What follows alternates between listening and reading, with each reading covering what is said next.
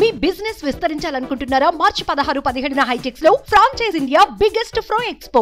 కాంగ్రెస్ పార్టీకి రాష్ట్రంలో అసలు మనుగడ ఉందా అది ఆలోచించడం ముందు అక్కడ సారథి ఎవరన్నది తర్వాత ఆ విషయం. కాంగ్రెస్ పార్టీ ఈ రాష్ట్రానికి చేసిన ద్రోహం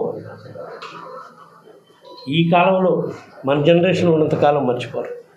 అటువంటి కాంగ్రెస్ పార్టీ వల్ల ఓట్లు చీల్తాయని, కొత్తగా నాయకత్వం ఎవరో వచ్చినందువల్ల మళ్ళీ ఓట్లు చీల్తాయని అదంతా భ్రమే. అటువంటి పరిస్థితి లేదు.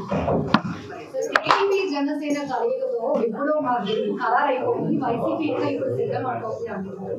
ఇట్లా 23 మంది బీసీ అభ్యర్థుల్ని బరిలోకి దించుతున్న నిర్ణయంతో మేము వెళ్తున్నామని కూడా చంద్రబాబు గారు ప్రకటించారు. మా గెలుపు ప్రజలు నిర్ణయిస్తారమ్మా. ఎందుకంటే మా గెలుపు ప్రజల మీద ఆధారపడింది. మా నమ్మకం ఒక్కటే, మా గౌరవ ముఖ్యమంత్రి గారు చెప్పారు, మేము ప్రజలకు మేలు చేసే కార్యక్రమం చేశాం కాబట్టి ప్రజలు మాకు పట్టం కడతారు, మళ్ళీ మాకు అధికారం ఇస్తారని మేము నమ్ముతున్నాం. చంద్రబాబు నాయుడు గారి లాగా, పవన్ కళ్యాణ్ గారి లాగా అమలు కాని హామీలు ఇచ్చే కార్యక్రమం మా ప్రభుత్వం చేయదు, మా ముఖ్యమంత్రి చేయడు. కాబట్టి మాకు ప్రజల మీద నమ్మకం ఉంది. ప్రజలు మమ్మల్ని విశ్వసిస్తారు. తప్పకుండా రాబోయే రోజుల్లో మాకు మేలు చేస్తారు. సూపర్ 6 ఎక్కువ ఏదైతే చెప్పుకుంటుందో సూపర్ 6 అని, దానివల్ల ఎక్కువ మేలు జరగబోతుంది, ఇంకా ఎక్కువ సంక్షేమం అందిస్తామని కూడా నారా లోకేష్ పదే చెప్తా ఉన్నారు. దాని ఎలా చూస్తారు? అది మీరు ఆలోచించండి, ప్రజలు ఆలోచించుకుంటున్నారు. ప్రజలకు వదిలేరు. ఇప్పుడు అమలు చేస్తున్న నవరత్నాల వల్ల ప్రజలకు మేలు జరుగుతుందా? సూపర్ 6, సూపర్ 7, సూపర్ 8 అని వాళ్ళు పెట్టే పథకాల వల్ల మేలు ఇంకా జరగబోతుందా? అసలు వాళ్ళు ఈ అమలు చేస్తారా? ఇవన్నీ ఎలక్షన్ మేనిఫెస్టో వరకే చంద్రబాబు నాయుడు దృష్టిలో. ఏదైనా సరే సూపర్ సిస్టో కానీ మేనిఫెస్టో కానీ ఏదైనా ఎలక్షన్లు అయిపోయినాక ఆయన మేనిఫెస్టో గుర్తురాదు. ఆయనకి ఏమి అసలు ఆ వెబ్సైట్లో కూడా ఉండదు. అట్లాంటి హామీలు ఎన్ని ఇస్తే ఏమి, 6 కాకపోతే 60 ఏముందండి.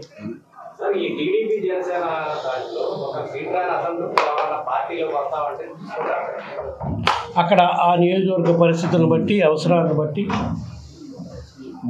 మా పార్టీలో ఉండే నాయకుల ప్రాధాన్యత ఇచ్చే అటువంటి చోట్ల వాళ్ళని తీసుకోవాల్సి వస్తే ఆలోచించడం జరుగుతుంది. మాకైతే రాష్ట్రంలో ఈ రోజు ఉండే పరిస్థితులు మాకు అటువంటి పరిస్థితి ఏ నియోజకవర్గంలో లేదు. మా అభ్యర్థులంతా అన్ని నియోజకవర్గాల్లో కూడా బలంగా అభ్యర్థులు.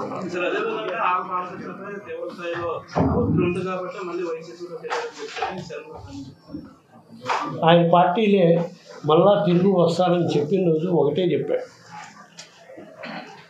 జగనన్న చేసే కార్యక్రమాలు చాలా అద్భుతంగా ఉన్నాయి. కానీ ఆ రోజు షర్మిల గారు నేను కాంగ్రెస్ పార్టీలో చేరుతున్నాను, నువ్వు రావాలి అన్నా అంటే పోయాను.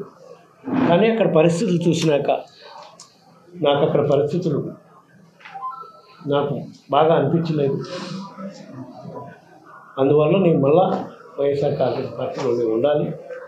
ఉండటమే కాదు, జగనన్న పెట్టిన అభ్యర్థులను మంగళగిరిలో ఇంకా చుట్టుపక్కల నియోజకవర్గాల్లో ఎక్కడ జగనన్న పెట్టిన అభ్యర్థులను గెలుపు కృషి చేస్తానని కూడా మీడియా సాక్షిగా ఆయన మీకు చెప్తాను.